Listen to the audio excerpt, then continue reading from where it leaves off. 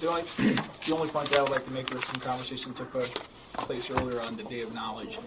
The date of knowledge is the date of the meeting because at that point in time we tried to resolve the issue. We came to the realization that these two, we couldn't find the solution, and they're both creating a hostile work environment according to their own perception against each other.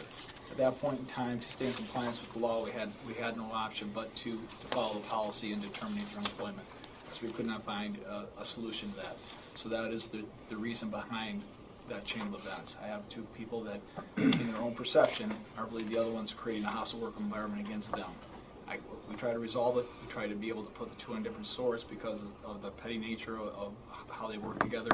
That was unable to be reached, and that was the reason for us moving forward on the termination. Yeah, so just go ahead and write something up, give it to me and put it on paper. I have a meeting scheduled for today with Human Resources, and it's my obligation to provide a safe work environment for everybody, and it's obvious. And yeah, I'll tell you where I'm at, Michelle. I personally, this shit she's doing, if it was me, I would just blow it off. All right, Joe, you're saying, what are you saying your date of knowledge was? January 14th. That's when they were terminated. Okay, is that what I asked you? You said date of knowledge. Yeah, of the incident. We had knowledge of something that took place on January 5th. Okay, well, when did you know that you had enough information to terminate them? When I sat down with them on January 14th. Okay, on these statements that they wrote on the 7th and 8th, that wasn't enough?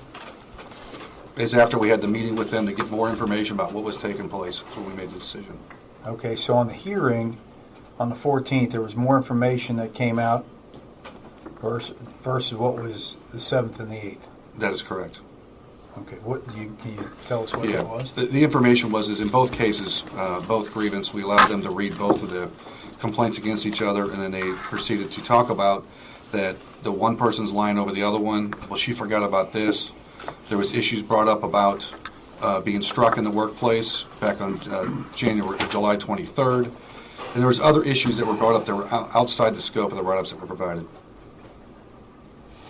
Okay, so you're saying on the 14th there was an addition of information that was really what took you to termination outside of the statements on the 7th and the 8th?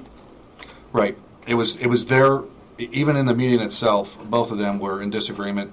When one was talking, the other would interrupt, and it happened in both cases, and it was just another clear-cut example that these two employees cannot get along, even in a meeting structured as what we had.